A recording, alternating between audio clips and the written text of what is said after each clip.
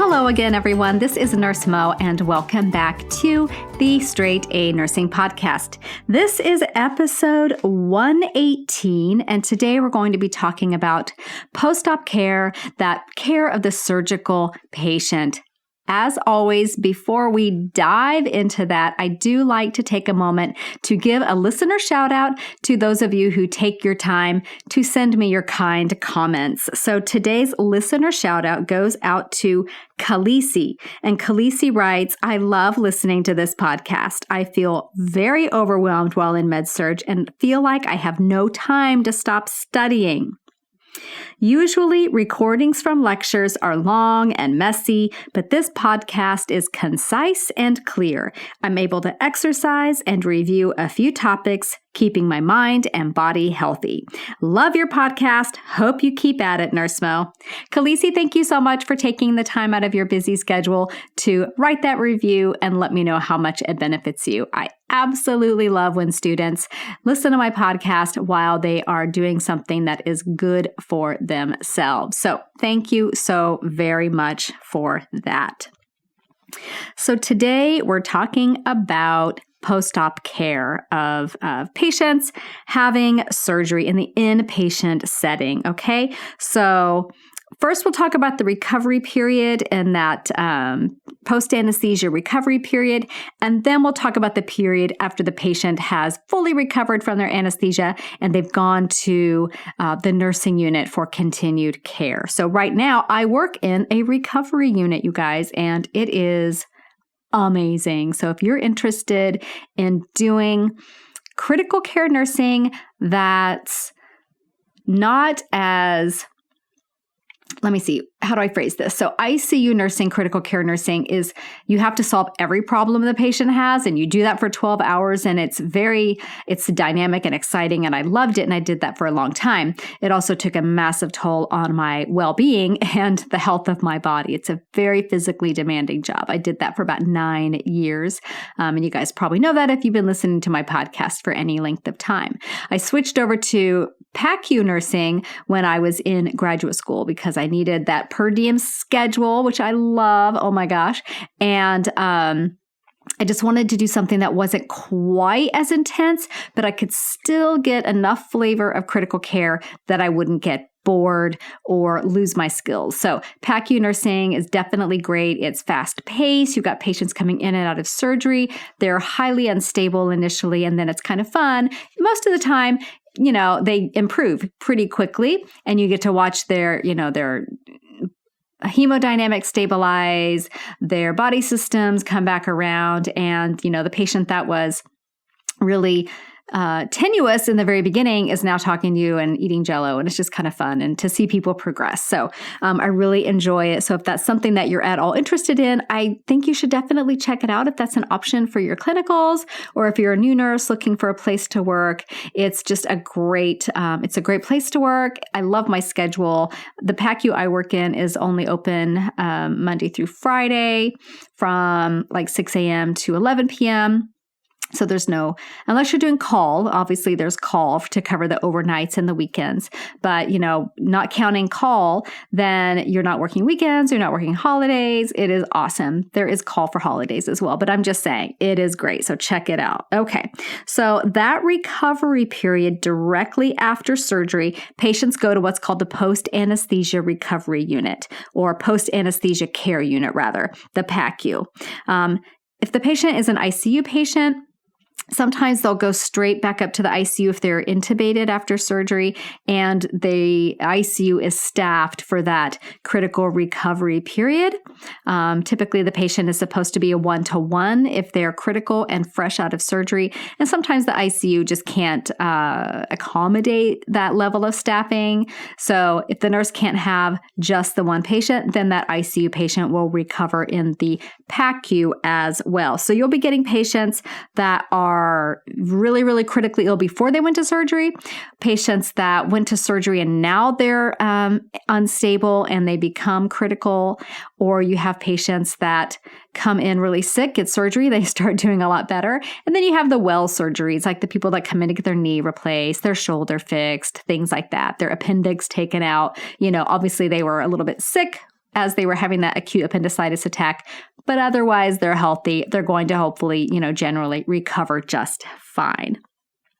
So for the sake of simplicity, let's assume that we're talking about inpatient post-op care. There are outpatient surgery centers where people come in, get their surgery, and then go home the same day. But let's focus on inpatient for this conversation. So let's say your patient comes out of the OR, you're the recovery nurse in the PACU, and he's, in a lot of cases, that patient is still going to be completely out of it.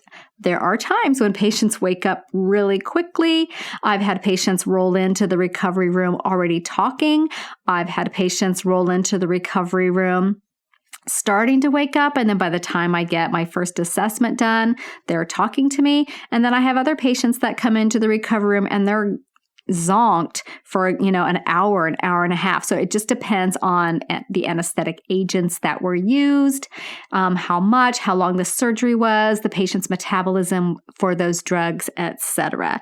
But let's just say typical situation is the patient comes out of surgery and is out of it. He's not intubated. Most of the time the patients are not intubated, but a lot of times they will have an OPA, an oropharyngeal airway. And that's, if you've seen it, it just kind of looks like this plastic curved tube in the mouth, and that just keeps the airway open because that anesthetic is going to cause decreased tone of those muscles around the airway and can cause that airway to collapse. So you have that OPA in place and that keeps the airway open. It could also be inserted through the nose, and in that case it's an NPA. So if you see any of those terms or hear those terms, you'll know what they are and you'll know what that thing is for. So if your patient comes out of the PACU where I work, if they have an OPA in place, they are considered more critical because they have a device in place to protect their airway. So you need to keep a closer eye on these patients. So that patient will be a 1-to-1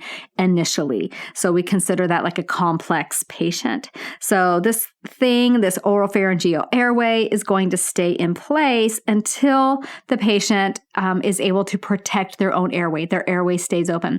And usually how that occurs is the patient will kind of come around a little bit and they notice they can feel that thing. I mean, it's probably pretty uncomfortable. I've never had one, but I imagine it's a bit uncomfortable and they kind of push it out with their tongue or they open their mouth. They may even reach up for it. So when I see my patient waking up, they're following commands, I'll have them open their mouth. And that's a good way to test if they're following commands. Open your mouth really wide.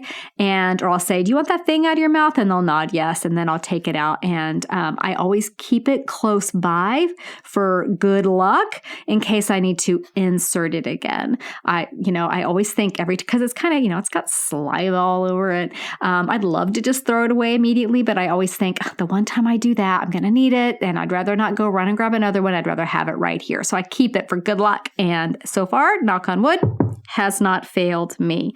So, the patient will wake up, maybe kind of gag on that a little bit, and obviously want it out of their mouth. So during this phase, when the patient first comes out of surgery, you're monitoring them for all sorts of things. So airway is like the number one thing in post-anesthesia care. Airway. The patients cannot protect their airways a lot of times, or maybe they initially are, and then for some reason there's, the drugs being metabolized. You give them some pain medicine, whatever, and now they can't protect their airway anymore. Airway is huge. A lot of times patients come out, and even if they have the OPA in place, usually though the OPA kind of takes care of this, but you'll see the anesthesiologist holding their chin up, and that's a chin lift procedure, and that manually opens the airway. So sometimes you'll have to, you'll hear somebody say, are you holding an airway, or can you come hold my airway? That's what they're talking about. You stand there at the side of the bed and you hold the chin lift or the jaw thrust procedure to keep that airway open. So if you guys aren't sure what those are, there's probably 8 million videos online to see what they are. They're very simple to do, but they're also incredibly effective. And I've had times where I've had a patient come out who is just so out of it, so out from the anesthesia that we've had to hold airway for 20 minutes. So usually where I work, people are real good about helping you when you have an airway like that. They'll come hold your airway if they don't have, an active patient at that time, so that you can do all your assessments and all of your charting, because you can't do anything else. You are there and you're monitoring their airway the whole time. It's a very critical time for that patient. So airway, I say, is the number one thing that you're watching for on these patients. Next, I would say you're looking at things like their vital signs, right? You're going to monitor their cardiac function, their heart rate, their heart rhythm. A lot of times after surgery, patients are in weird rhythms, and then they will get better. They'll improve as the anesthetic wears off. So you need to monitor for those things. So a lot of times patients will be in a first degree AV block that they've never been in before, but it's just a reaction to the anesthesia. So you're going to run a EKG strip. You're not necessarily doing a whole 12 lead EKG, but we've got the little 3 lead EKG on the monitor, and we'll run a strip and we'll identify the rhythm. Sometimes patients will have PVCs or PACs, irregular rhythms, and then things will start to level out. Maybe they come out of surgery very tachycardic because, just that body stress response, or they're in a lot of pain. So you're monitoring their heart rate, their heart rhythm, and with that, their blood pressure. So you want to make sure that they have a blood pressure that is, you hope that it's close to what they came in with. But if it's not, it could be high because of pain or stress or whatever. And it could be low. Maybe they lost blood in the procedure. Maybe they got a lot of propofol that they still need to sleep off. So you're watching their blood pressure as well. Along with the airway that you're maintaining or watching for, you're watching their respiratory rate, you're watching their respiratory effort, their ability to take deep breaths. Maybe their breaths are really shallow. A lot of patients that have obstructive sleep apnea will have severe apnea in the recovery period, and you're telling them all the time to take that deep breath because the apnea alarm is going off on the monitor. So those patients often need a lot of wake up and breathe kind of stimulation.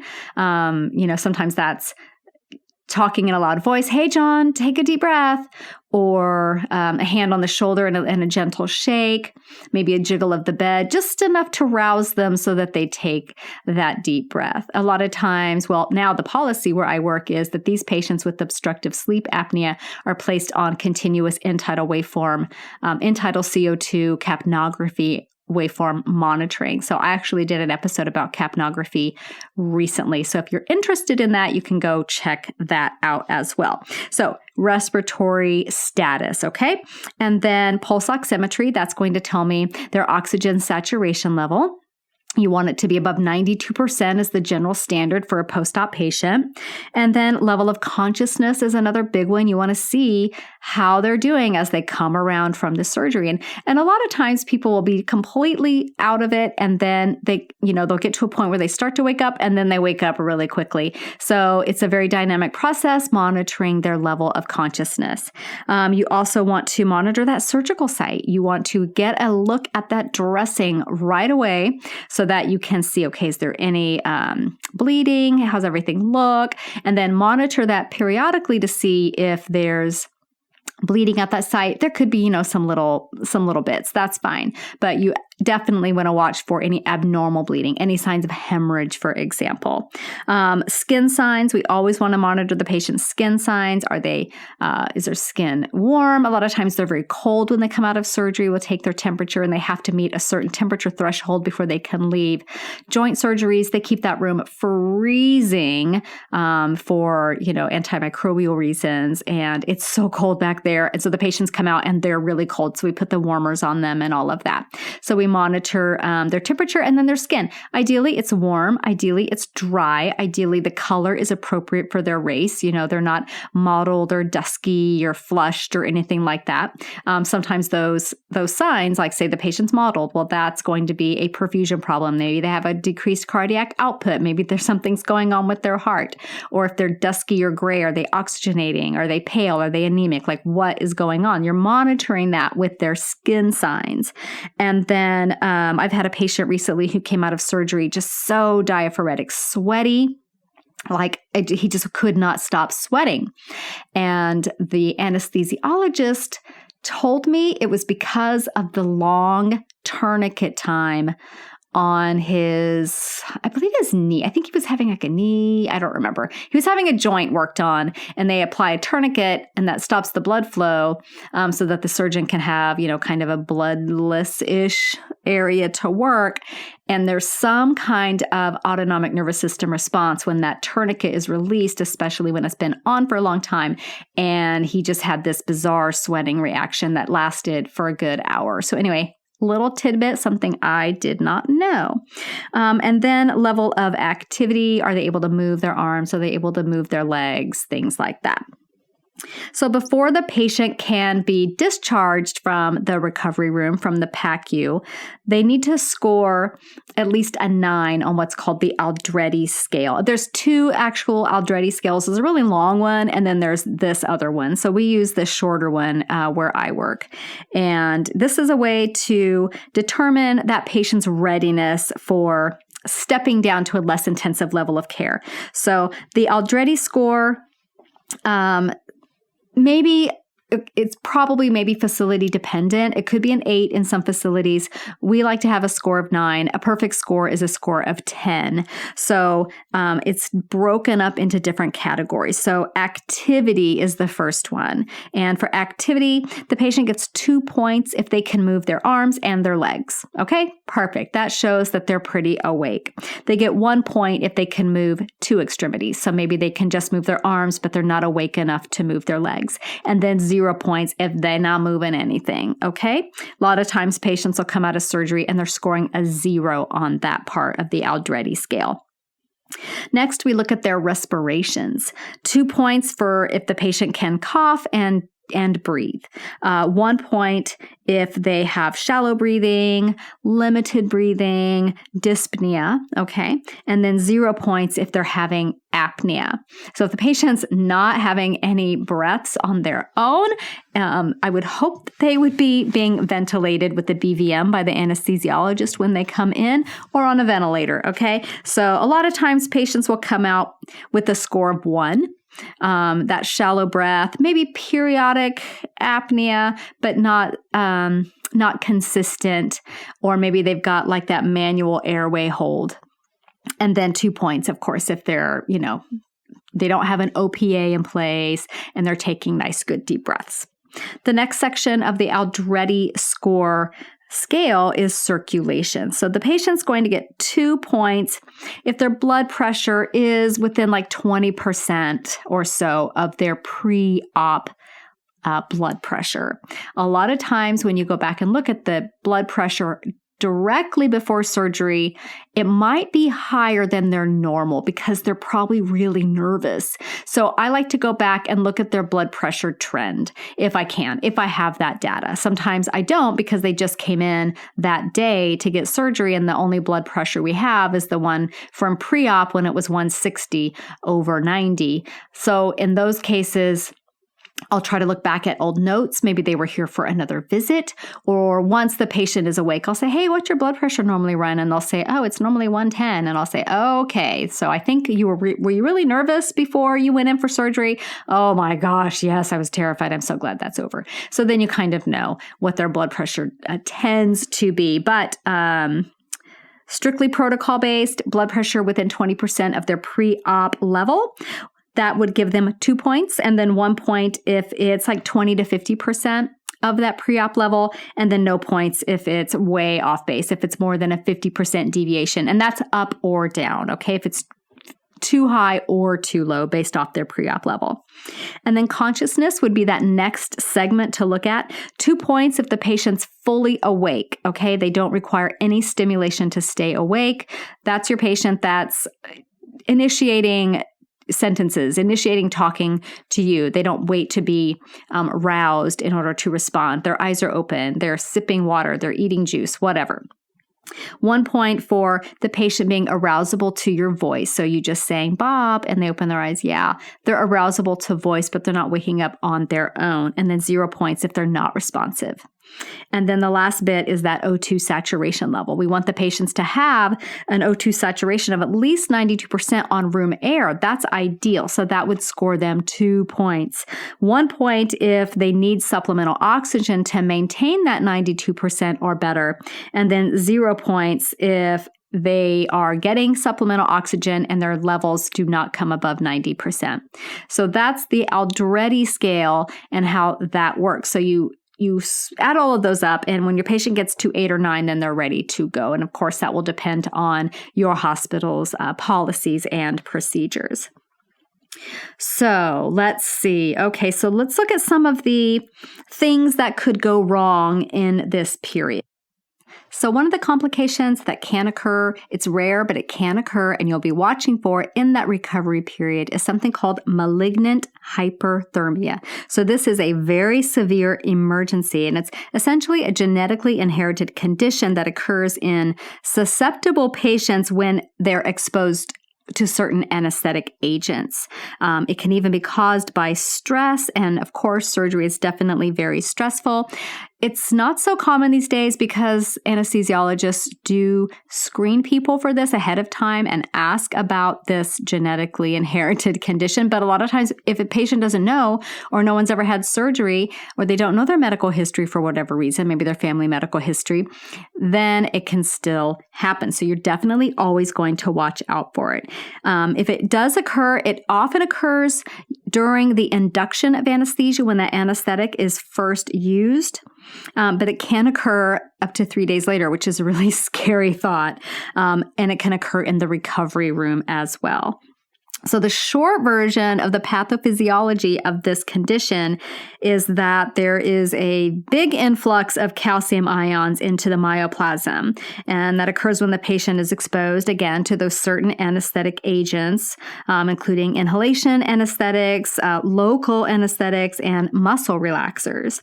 And if you remember your muscle contraction physiology, then it makes sense that this influx of calcium is going to cause muscle contraction. Only in the case of malignant hyperthermia, it's very prolonged muscle contraction and very intense. So this leads to a generation of heat and acid. So the patient becomes hyperthermic and acidotic. So I'm talking like high temperatures, you guys. So what are you going to see with a patient who's going through malignant hyperthermia? And I just hope that you never see this.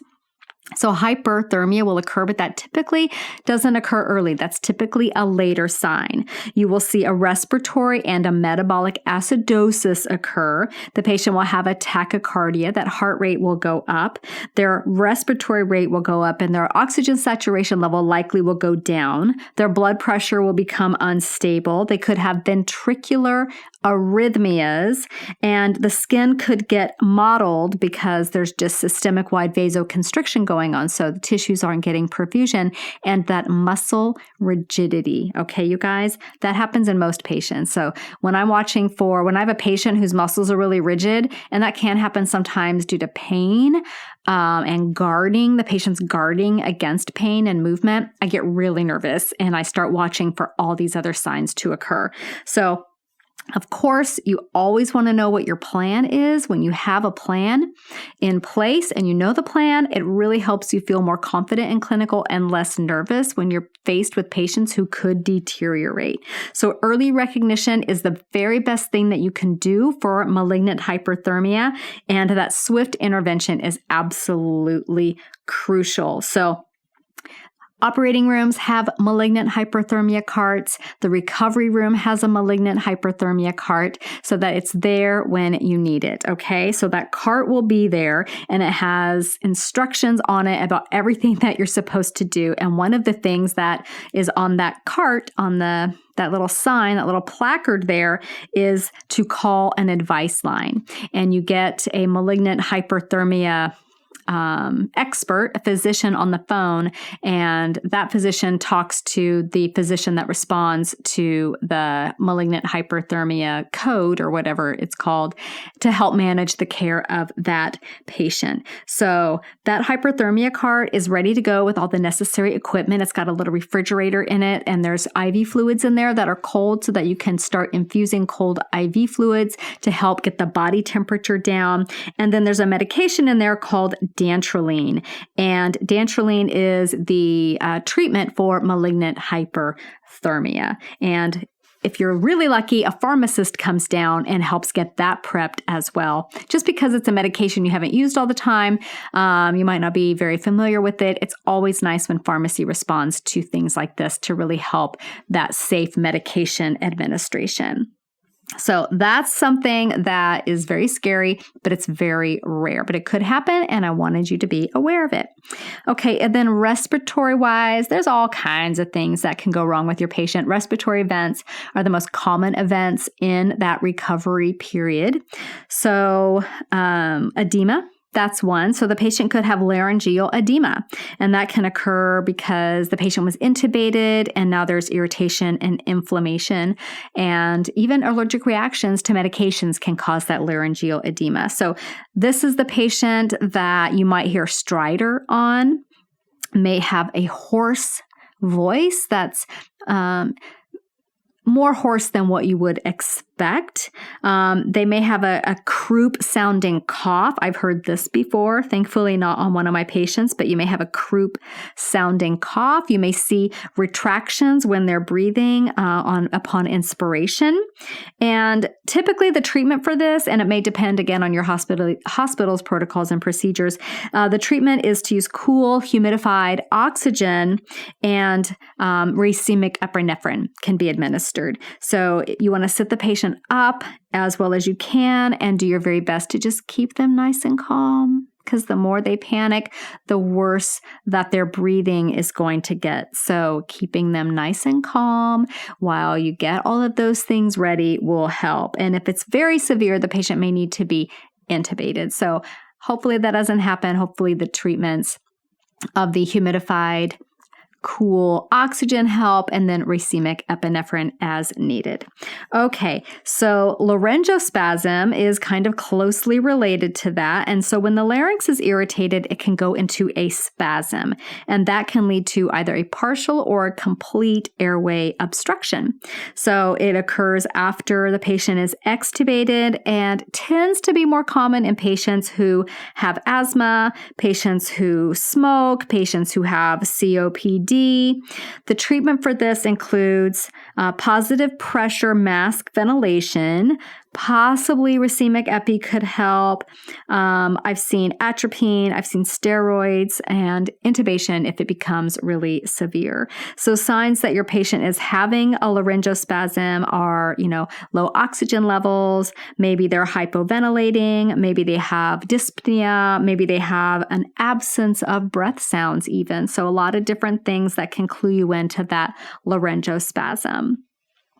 Aspiration is definitely something that can occur to anyone with a decreased level of consciousness or a swollen airway or what I call a floppy airway, an airway where the muscles are not strong and awake yet. So after anesthesia, the airway can be floppy. So this could, the patient could aspirate stomach contents, which is why we don't let them eat before surgery, right? Because if they vomit and they aspirate stomach contents into their lungs, that sets them up for what can be some pretty significant lung damage. You think about the pH of gastric contents, and then you think about the tender, delicate lung tissue, and those two things don't play well together at all. So if you suspect that your patient is aspirating or they're super high risk for aspirating, you want to keep them on their side so that if any vomitus does come up, it doesn't go back down. It just can drain right out onto the nice clean linens. Okay, much rather it be there. And then you can suction the oropharynx as well with that yank hour. there. Patients who aspirate may need some kind of ventilation support, like positive pressure ventilation, or even intubation if that aspiration event was severe, causing enough damage to the lungs that they require mechanical ventilation. I've seen aspiration occur, and the deterioration was so sudden and so severe, the patient started breathing like agonal breathing right away, and the SATs dropped very, very, very far down. So thankfully not my patient, but just seeing those things happen can be really, really scary. And then hypoxia and hypoventilation, also very common complications and things that can happen in that recovery period. So pain medications, the anesthetic agents can cause, and benzodiazepines as well can cause hypoventilation and hypoxia. So you want to keep a really close eye on your patients. Give them supplemental oxygen, especially when they're breathing very shallow and very slow. You want to give them a little extra oxygen. Hold off on the pain meds if you notice that the pain medication does cause this respiratory depression, and just keep waking them up. I always feel so bad because I want my patients to be able to rest after surgery, but sometimes in that first hour, I'm constantly waking them up because they need to take those nice deep breaths. And then some patients may need BiPAP, and some patients may even, again, need to be intubated if it's very severe. And then cardiac-wise, you're going to be monitoring for all sorts of things. So cardiac function can definitely be depressed and affected by anesthetic agents. So, I mentioned a few earlier. So dysrhythmias can definitely occur. Sinus tachycardia, very common. Sinus bradycardia, I would say I see more often, sometimes rates as low as in the 40s, and that can be really scary. So that's why you want to watch the patient's blood pressure, make sure that they're able to maintain a blood pressure with a heart rate that is that low. Supraventricular tachycardia, SVT, can occur, AFib, a flutter, even VTAC. So you want to keep an eye on all of that. The treatments, of course, depend on what is actually going on with that individual rhythm and why it has occurred. A lot of times tachycardia is simply due to pain. So if you give some pain medicine and the tachycardia improves, then voila, you fixed the tachycardia. Look at you go. Sometimes it's because of hypoxia. So treat the hypoxia and you may fix the cardiac issue. A slow heart rate could be due to maybe the patient got a lot of pain medicine. Maybe they had a reaction to some anesthesia and it's going to take a really long time for that to wear off. It's really nice to know ahead of time if your patient had an underlying cardiac condition, just to give you that heightened sense of what my professor in nursing school called your index of suspicion, a much higher index of suspicion for something that could go wrong. And the patient's going to be on, again, that basic cardiac monitor after surgery. When in doubt, if they go into any sustained arrhythmia, then that's when you would get that 12-lead EKG so that you can really evaluate what is happening with your patient. Hypotension is another common complication after surgery. So especially if there's a dysrhythmia going on, the blood pressure can be low. So you want to definitely, anytime the heart rhythm changes or is abnormal, check a blood pressure. If the patient lost volume in surgery, their blood pressure could be low. What was their blood loss? You should always be hearing in report from the anesthesiologist or the nurse who brings you the patient after surgery what their blood loss amount was in the procedure. General anesthesia can definitely cause low blood pressure. So there are a lot of different reasons why a patient could be hypotensive, and the treatment is usually going to be related to whatever caused it. The facility where I work, typically the first line of treatment for hypotension is to give a little bit of a fluid bolus.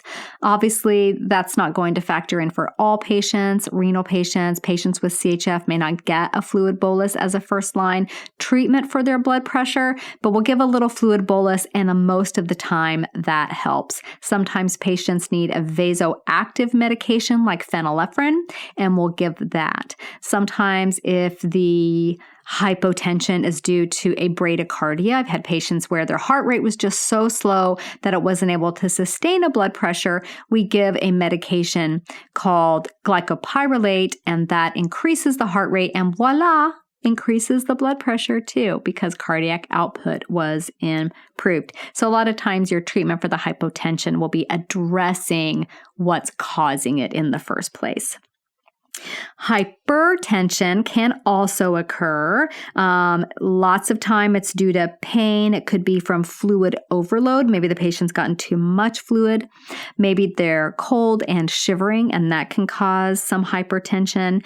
A lot of times the patient may just have a heightened parasympathetic response because of the surgery, because of the anesthetic agents used. So try to figure out why your patient might be hypertensive, and usually your patient will come out of surgery with PRN orders for, things like hydralazine and whatnot to help their high blood pressure stabilize.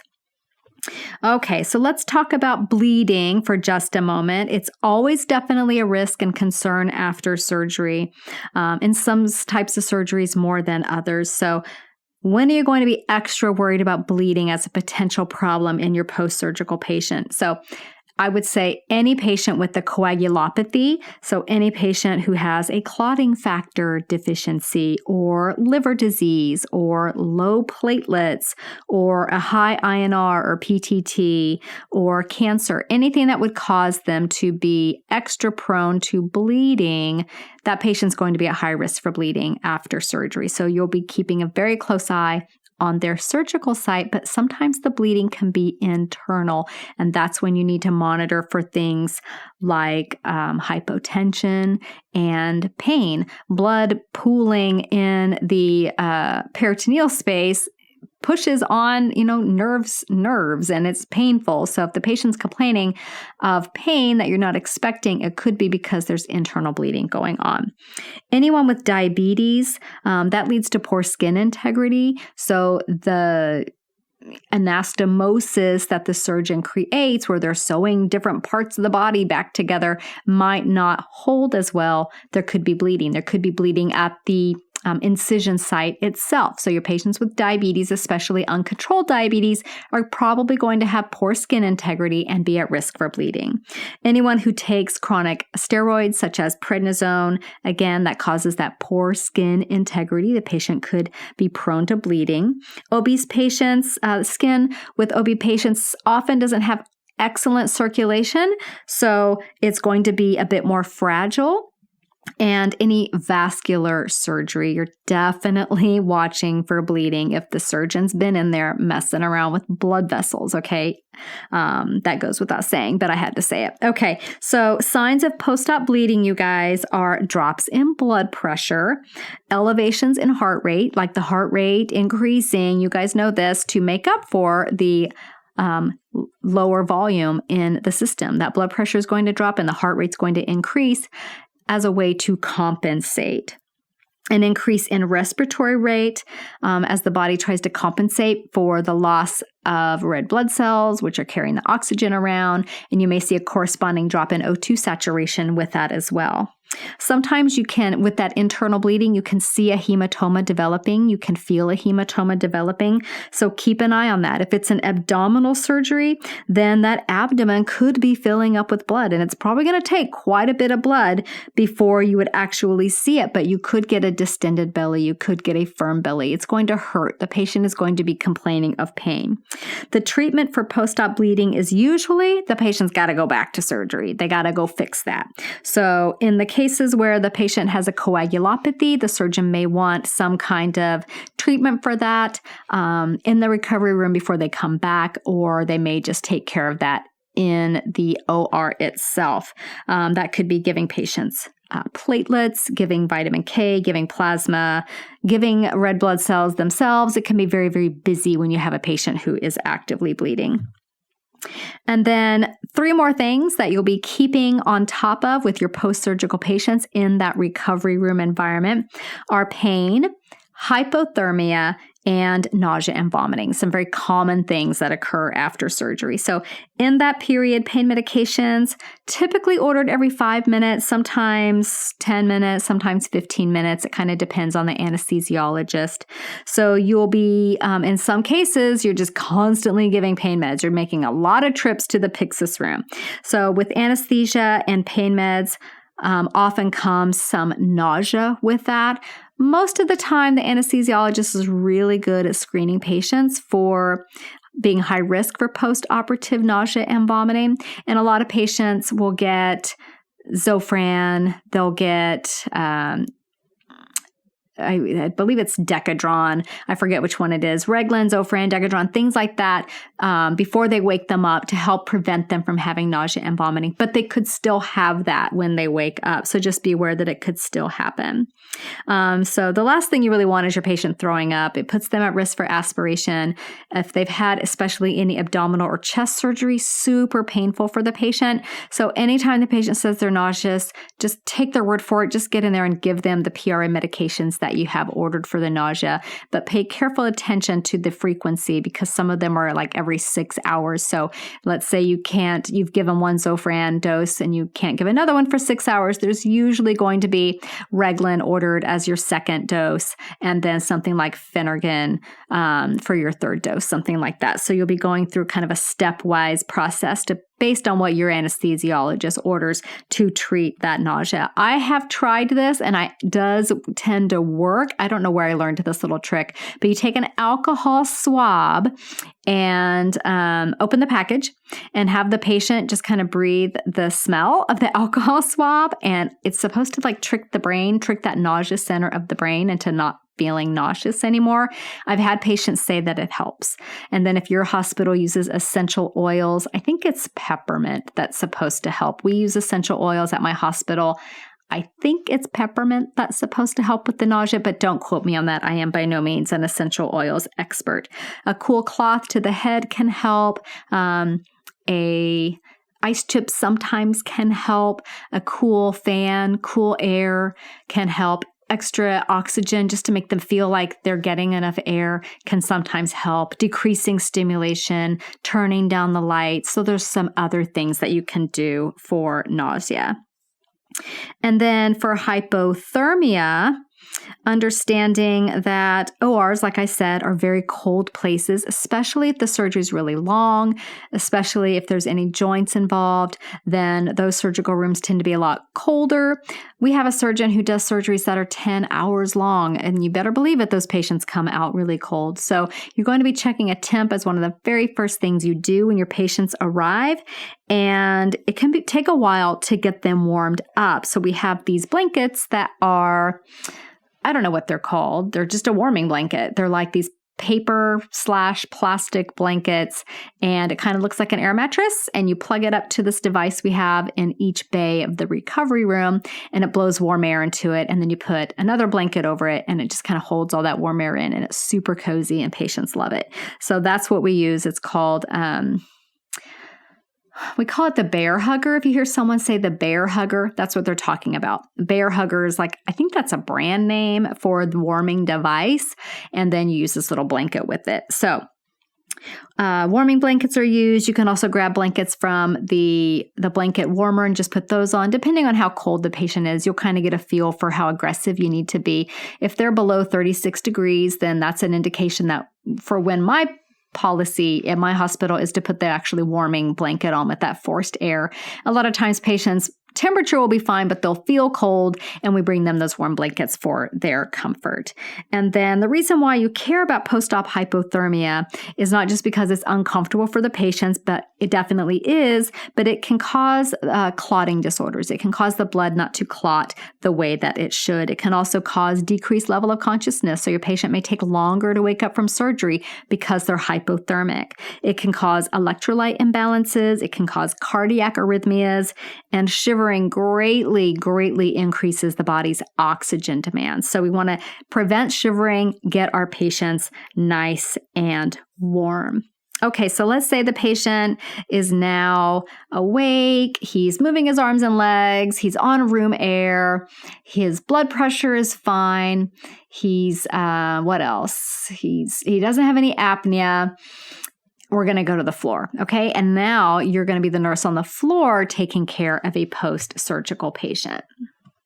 So in general, in that post-surgical period, the patient's still at risk for some of the things that we talked about from the recovery room, right? That malignant hyperthermia can still occur.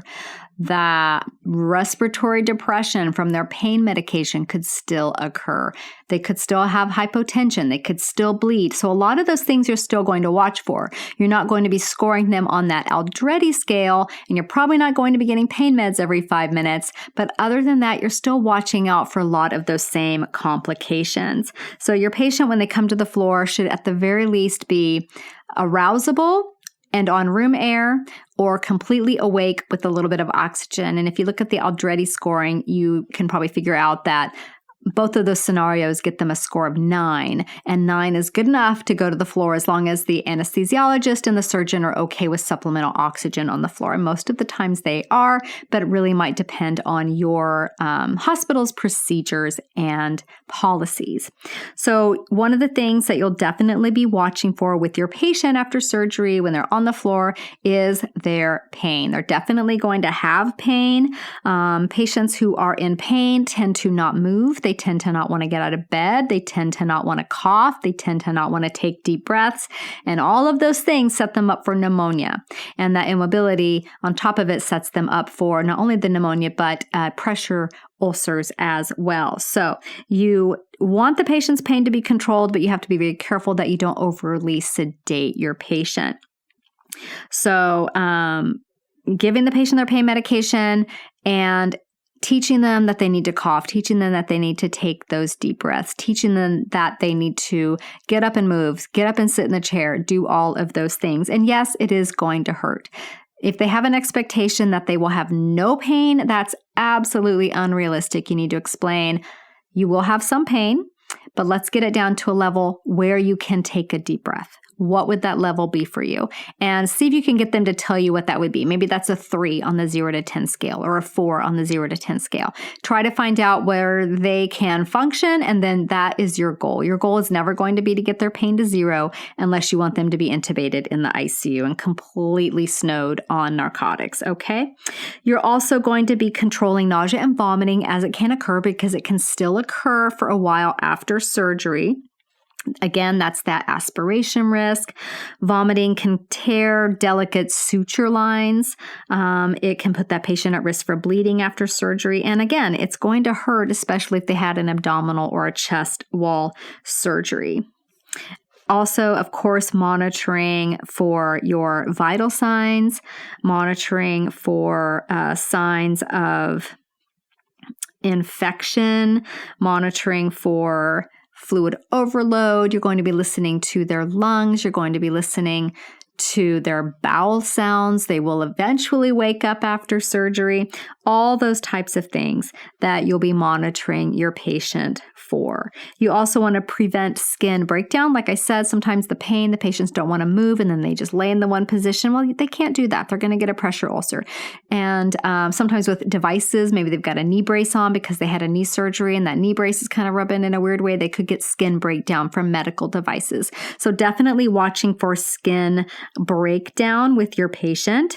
And then, like I mentioned before, infection. You want to keep an eye on that dressing. You want that dressing to stay nice and clean. You want to make sure that you're always washing your hands really well before you get anywhere near that dressing. Instruct the patient to not be touching it, please. And encourage the patient to, well, before I move on, let's just mention the dressing. Most of the time, the surgeon will want to take that first dressing off and look at the wound. So if the dressing becomes super saturated, a lot of times the first post-op day orders will be to just reinforce the dressing. So just put another clean dressing over it because the surgeon wants to be the one to come do that first takedown. So just be aware of what your hospital kind of your surgeon's habits and preferences are. If the dressing is super saturated, that might be that you need to call the surgeon and say, hey, I think there's some bleeding going on. Do you want me to change the dressing? Do you want to come look at it, etc.? So just be aware that for dressing changes that are ordered, they typically occur routinely after the surgeon has already come and done that first assessment of the surgical site, okay? And then you want to encourage the patient, again, coughing, taking those nice deep breaths because that's going to help prevent pneumonia. Sometimes you got to control their pain before they'll do that coughing and deep breathing, so you got to have those conversations with your patient. You're going to be scrubbing the heck out of all of your IV hubs before you attach anything to them to prevent IV-associated line infections in your patients. If the patient has a Foley catheter, typically the standard for most patients is that it's removed the very next day after surgery. And typically what a lot of nursing units will do is they'll take that Foley catheter out like right around midnight on that next day, like in the middle of the night. And then that gives the patient, 6-ish hours to void. And then if they haven't voided in six-ish hours, then by the time the surgeon comes in to do those early morning rounds, you can say, oh, hey, Dr. Jill, Bob hasn't voided yet. His Foley's been out for 6 hours. And you can address those issues with the surgeon then. Most people void just fine, but you want to give them some time for the bladder to fill and for them to void. Okay. And you want to be able to communicate that to the surgeon before they go in and are in surgery all day, because sometimes it can be hard to reach a surgeon when they're actually in there and not taking a lot of phone calls. Okay, let's see. You're going to monitor their temperature. You'll monitor their white blood cell counts. The white blood cell counts might take, a little bit to rise. You might see localized signs of infection before you would see a white blood cell count go up. So if you're looking at that dressing, let's say the surgeon's taken it off and you're monitoring the wound, you're looking for, redness, warmth, purulent drainage, things like that make it look like it's infected. And then a patient could get a systemic infection with that high white blood cell count, and that typically occurs a little bit later, and hopefully that does not happen to your patients. You want to prevent and monitor for deep vein thrombosis. Most patients will get those sequential compression devices on their legs when they're in bed, and they'd be encouraged to walk, a certain amount of distance or time each day. And then, again, a little bit about DVTs. I think I've done a podcast episode about this, but I'll just review real quick. So the patients who's at risk for a deep vein thrombosis are patients with prolonged immobility. So let's say the patient had surgery. They just don't feel like getting up. Maybe they had a 10-hour back surgery, and now they're in so much pain and there's no way in heck they're getting up. And patients with back surgery do get out of bed with their back braces on, but it's still quite an endeavor and incredibly painful. So you have to have those conversations, right? You have to deal with their pain. They have to know what the expectations are. A lot of times they'll be working with PT, but that patient with that prolonged immobility, high risk for a DVT.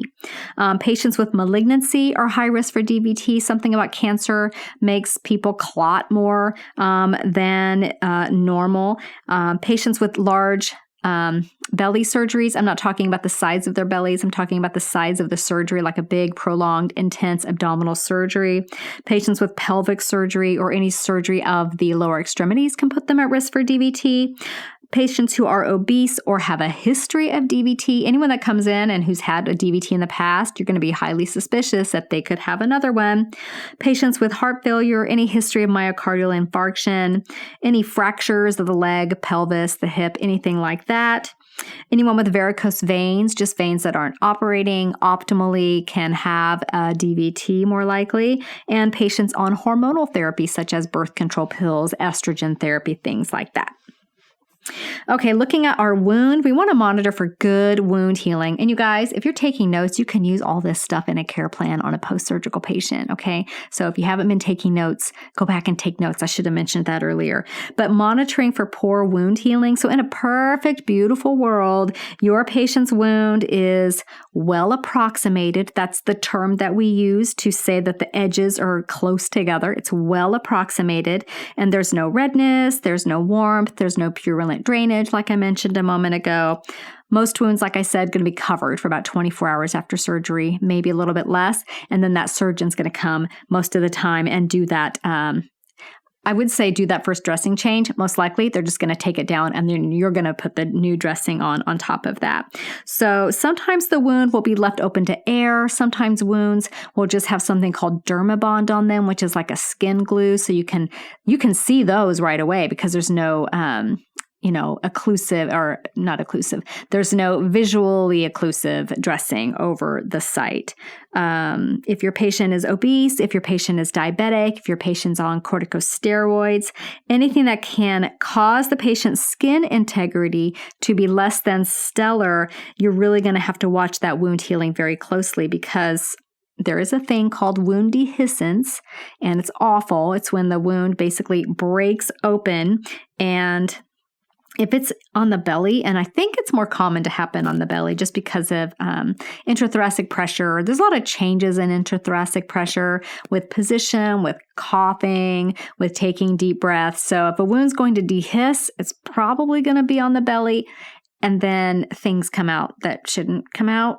And it's very upsetting. So I hope that you don't ever have a wound dehiss. It's going to suddenly pop open. You'll probably see some organs that you didn't expect to see. And the treatment, or what you typically do with that, is you cover that with sterile gauze or some kind of sterile drape that is soaked in sterile normal saline, and you need to call the surgeon immediately. That patient's definitely going to go back to surgery to get stitched up again. One thing that you can do to help your patient prevent an abdominal dehiscence is teach them to splint their belly when they cough or when they change position and move. You can have a little pillow there, and they hug that in towards their belly when they cough or when they're getting up out of bed, things like that. And it actually does help with the pain as well, because just that gentle pressure against that coughing really is more comfortable for the patient. Okay, you'll also monitor bowel sounds. I think I mentioned that a little bit earlier. The belly's going to be quiet, especially if they had abdominal surgery. It's going to be quiet for a little bit. That's normal. That's a test question, you guys. Your patient has had abdominal surgery, and it is now 2 hours after surgery, and they have no bowel sounds. Are you going to freak out? Well, the test question would be written way more convoluted than that, but that would be the gist of it. And the answer is no. It's expected that the bowel sounds will be quiet initially and then slowly come around. Okay. So sometimes the MD won't order a diet until bowel sounds are present, but I found it tends to be more of the trend these days that will start them on like little sips of things, and that little sipping of things can help the belly wake up. Now, if they had a belly surgery, especially a big belly surgery, the surgeon may be a little bit, or even sometimes a lot more cautious about taking in PO liquids or foods. So, go on a case-by-case basis and just kind of know that the general rule of thumb is regular surgeries, the patient's sipping things right away. Belly surgeries, the surgeon may wait until bowel sounds are present. Okay? So that is I was going to say short and sweet, but that was almost an hour. Your general overview of taking care of patients in that post-op period, whether it is first thing out of the recovery room or in the inpatient unit, like a med-surg floor or an ortho floor. So next week, you guys, we'll be talking about all the factors that come into play to control a patient's blood pressure. So if you're interested in hemodynamics, and we're not going to get too far down the weeds, I want this to be something that you can apply in your first semester and use that information. So if that interests you, and I guarantee you this is one of the things that as a nurse you'll be following pretty closely with most of your patients. And when you have an understanding of all the things that come into play with blood pressure, you develop more of an understanding of your patient's clinical picture. So that's what we'll be talking about next week. I will see you back here. You guys have a fantastic week. Take care. This podcast is brought to you by Straight A Nursing.